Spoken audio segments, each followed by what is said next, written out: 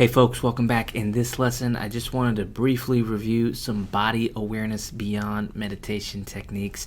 It's something that I like to do in all of these mini courses when we go over something that's a formal meditation. It's also good to think about how to apply that in our lives in daily mindfulness or mindfulness beyond meditation. So pretty simple here. I'm not going to go too elaborate into this because we'll have a lot more mini courses and webinars and ways to kind of dissect this. But one of the easiest ways is to just do the somatic check-in. So for example, right here, right now, you might have just come off of the last lesson, which was the body scan meditation. You may be coming back to this lesson at another time. You can just pause and actually check in with yourself. What am I feeling right now? What's the prominent emotion I'm feeling? And where, if at all, do I feel that emotion in my body? A lot of times people will feel like butterflies in their stomach, for example, when they're feeling anxious or nervous. That's kind of a metaphoric term, butterflies. It might actually be tingliness in the stomach, right? Or when I'm feeling angry, for example, I feel my heart beat, or I feel tenseness in my chest. Or when I'm feeling joy and happiness and supreme contentness, I feel kind of like a light tingliness, a light calmness throughout my whole body, right? So you can actually get better at noticing your sensations in your body, and the more you do that, the more you have the ability to practice equanimity and to really see what your experience is. All elements of anger or depression or anxiety, for example, and positive emotions too, of course, all elements of those, so that you can learn to practice more equanimity.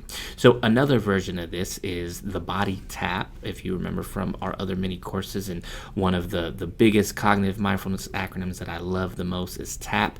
Take a breath, acknowledge, also sometimes authentic, what's authentic for you, but in this case, acknowledge and then proceed. Take a breath, acknowledge, proceed. So I first take a breath, then I acknowledge.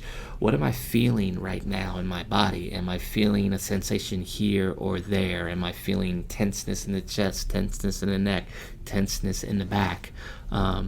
Or any other type of sensation? Is that connected to any type of emotion or other bigger experience? Sometimes it may be, sometimes it may not be. That's okay. Sometimes the sensation can just be a sensation. It's not that you need to look deeper or overanalyze or anything like that, but just leave room for that to offer yourself that option with that awareness. And then finally, another just kind of quick body awareness sensation technique that I want to review. This may in some circles not even be considered a mindfulness technique. It may be considered a grounding technique.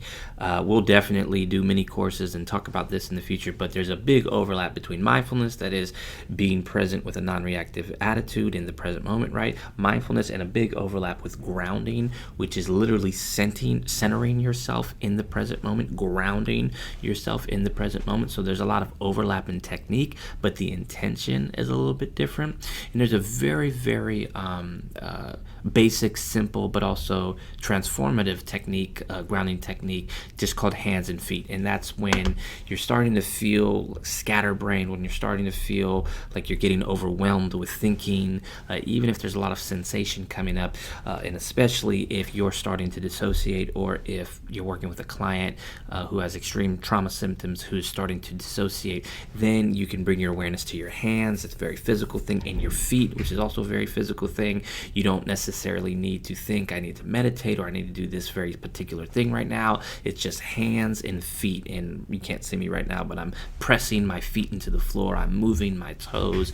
You can try that as a way to ground yourself. And these are all just ways to heighten your awareness of your somatic self, of your body, of your sensations, which over time will help you build that equanimity. And again, the grounding technique, the ultimate goal is to ground, is to bring yourself into the present moment. Is usually needed or used or utilized when extreme overwhelm, anxiety, thinking, dissociation, other types of trauma symptoms come up, to first get you into the present moment as a stabilizer before you learn to practice equanimity, or even just for that purpose in and of itself.